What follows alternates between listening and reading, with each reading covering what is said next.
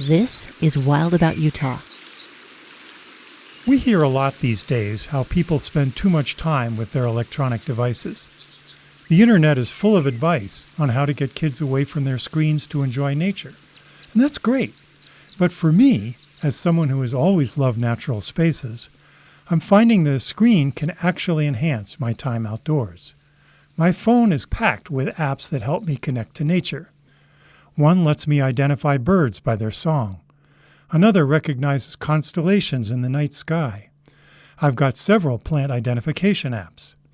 But my favorite nature app is called iNaturalist.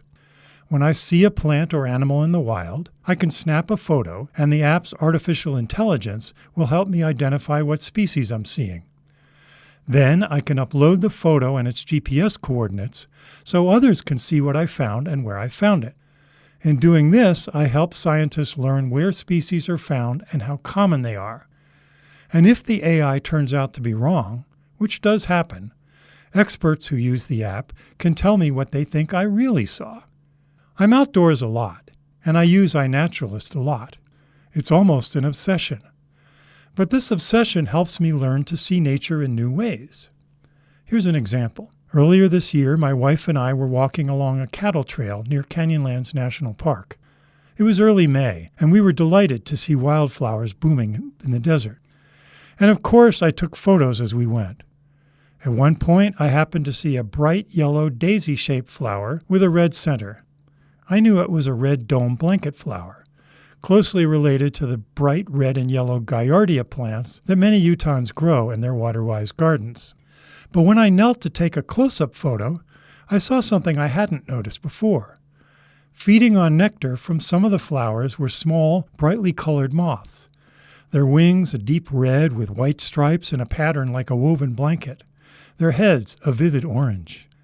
iNaturalist told me I'd found a group of painted Shinia moths, a species I'd never encountered or even heard of before. Intrigued, I wanted to know more. I learned there are at least 5 species of painted Shinia moth in the U.S. Southwest, each of which feeds only on a particular kind of blanket flower.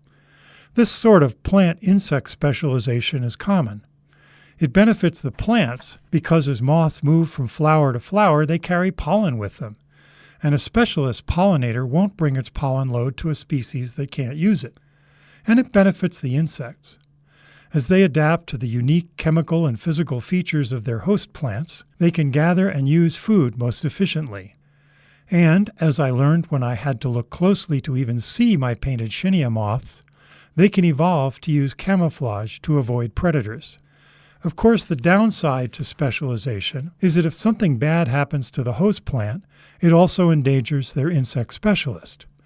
Luckily for the painted Shinia moth, blanket flowers are abundant in late spring in the southeast Utah desert.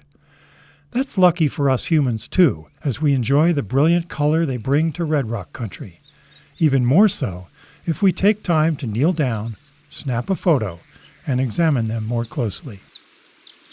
I'm Mark Brunson, and I'm Wild About Utah.